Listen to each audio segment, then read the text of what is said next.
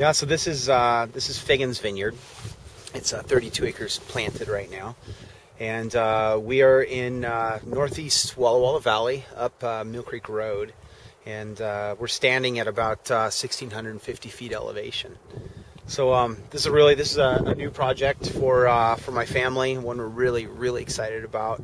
It's this will all be bottled under the Figgins label, which will be a single vineyard, non-varietal blend that will be Petit Verdot, Cabernet, and Merlot. The whole inspiration from this came from we've got about 12 years of history in this area now. Our Mill Creek Upland Vineyard for Leonetti is just over the hill, and this vineyard came up, a call from a family friend, and at the time I was looking for a home site, and they had this piece of property. Their father had died, and besides our upland parcel and in that group right there, nothing along this whole slope had come for sale for over 60 years. So we jumped at the opportunity, bought it, closed in a week, and I'm tremendously excited. That's when the vision started coming together for a single vineyard wine. It's not a second label to Leonetti. It's not even necessarily a sister winery. It's a standalone project. The whole goal is to take this piece of land. It's this phenomenal site. It's on average 10% southwest slope, deep Walla Walla silt loam soils. To take varietals and most highly elevate the site. So instead of saying, okay, I want to market a Cabernet or market a Merlot and then shoehorn that into the site, I want to take the site and say what varietals will uplift this to its highest point. So that's when the idea for Figgins was born, and it was planted. We're going into a sixth leaf now. The first wines will be released in fall of 2011 from the 08 vintage, really spectacular vintage. So I took my dad and my cumulative life accumulation of planting vines over 30 plus years, almost 40 years now, and applied them to this in terms of soil biology, spacing, trellising, varietal selection, orientation, just all of those things with the end goal of making a single bottle of wine that is amongst the finest single varietal wines in the world. That's our goal. So that's how it's different from Leonetti. Leonetti being the finest varietal wines from the Walla Walla Valley from our 3 estate vineyards, Seven Hills, Les, and Mill Creek Upland. Figgins will just be a single vineyard wine that's non-varietal, that's a blend of varieties just off this site. Okay. A lot of people think last name is Leonetti because of Leonetti, and of course my last name is Figgins.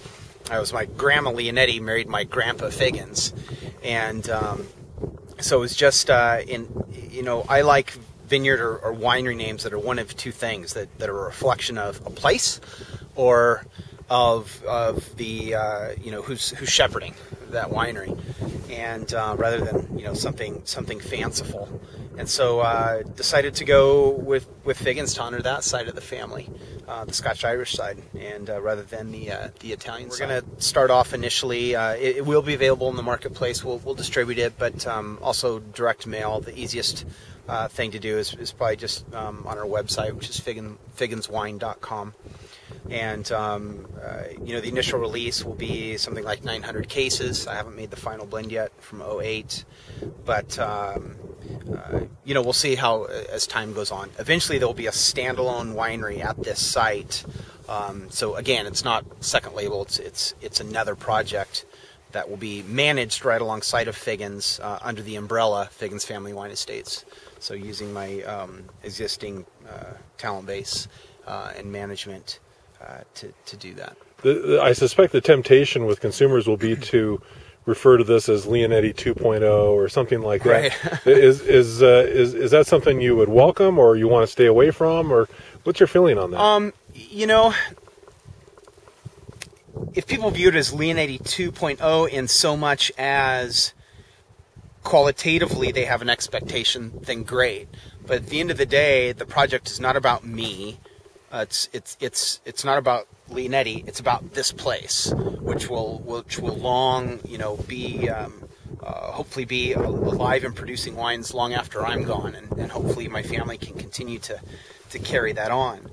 You know, everything my dad or I have ever built has been with an eye towards generational thinking, and so that's very much what I want this to become. Is that Figgins will be not, you know, again, not a sister winery, but a standalone project, but managed together along with Leonetti, so people know it's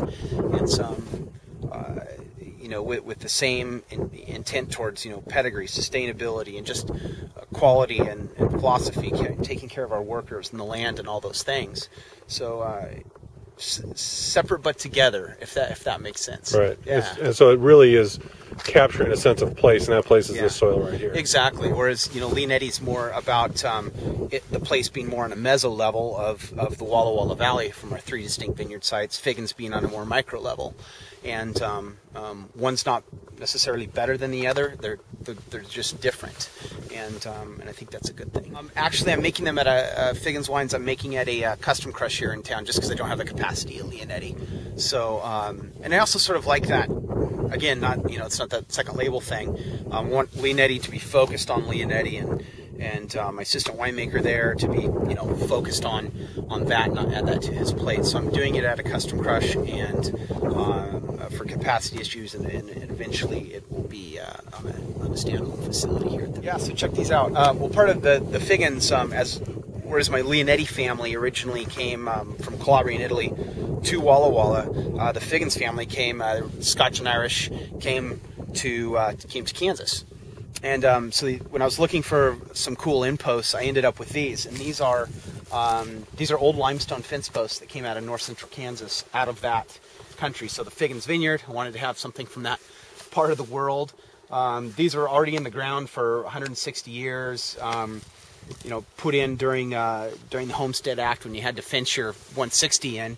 And so just these fantastic old specimens of history, and you can see where they were hand quarried out of the ground, limestone, and they're full of fossils. And they wanted something unique. They're also just very sustainable, so it's not an impost that has to be, you know, treated before it goes into the ground. So again, you know, more labor intensive, more work, but something that is forever and generational. So and fun and beautiful, and it's fun when you can have sort of those synergies. It looks like they got about 100 of them here.